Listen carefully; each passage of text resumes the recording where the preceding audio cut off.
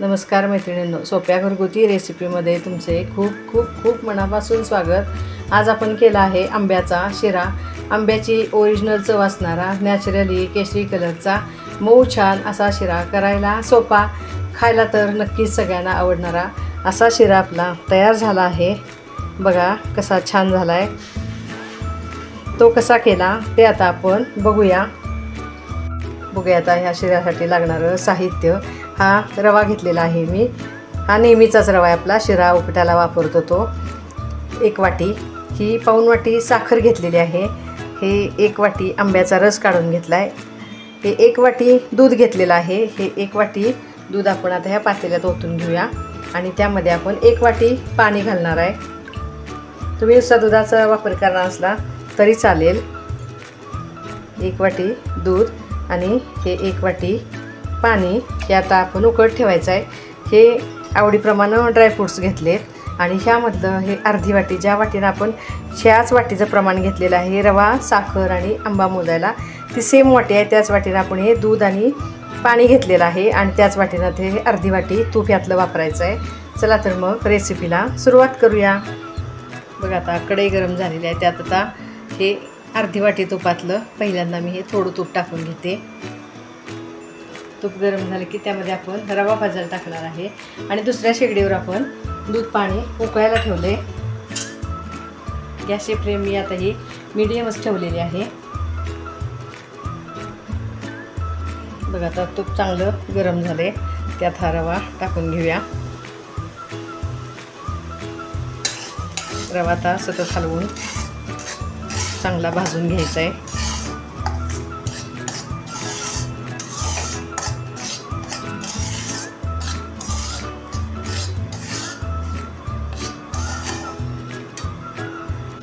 बघा रवा आपला कसा छान भाजून झालेला आहे। त्यात आता हे उकळलेलं दूध आणि पाणी ओतून घेऊया।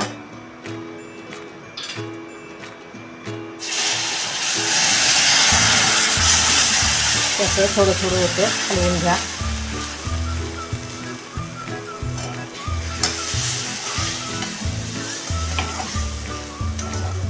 म्हणजे ह्या शिऱ्यामध्ये आपल्या गाठी होत नाहीत, म्हणून हे असं थोडं थोडं ओतून घ्यायचं आहे।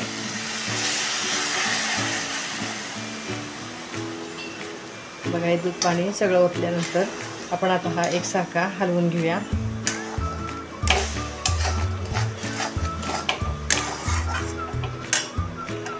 बघा आता एकसारखा हलवून घेतल्यानंतर त्यामध्ये टाकूया ही साखर आणि हे ड्रायफ्रूट्स, आपण काजू बदामाचे काप करून घेतलेत।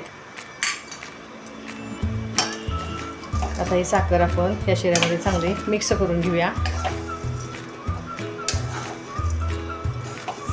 बघा आता साखर थोडा वेळ अशी मिक्स झाल्यानंतर त्यामध्ये ओतूया आता आंब्याचा रस।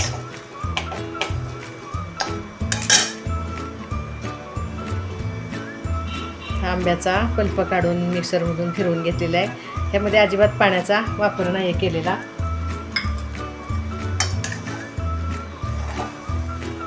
बघा कसा छान ओरिजिनल कलर आलेला आहे आंब्याचा ह्याला। हे आता चांगलं एकसारखं हलवून घेऊया।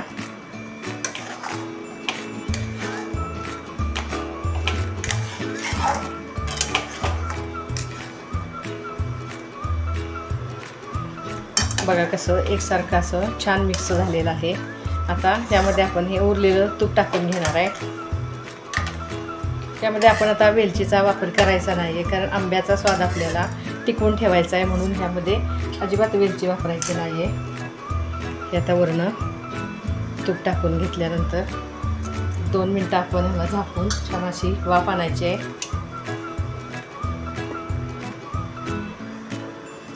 बघूया आता 2 मिनटं झालेली आहेत। बघा शिऱ्याला आपल्या कशी छान वाफ आली आहे, तूप पण असं छान विरघळलं आहे ह्यामध्ये। मस्तच बघा कसा आंबा फ्लेवरचा आपला हा शिरा तयार झालेला आहे। चांगला तूप ह्यामध्ये मिक्स करून घेऊया आणि हा शिरा आपण सर्व करूया।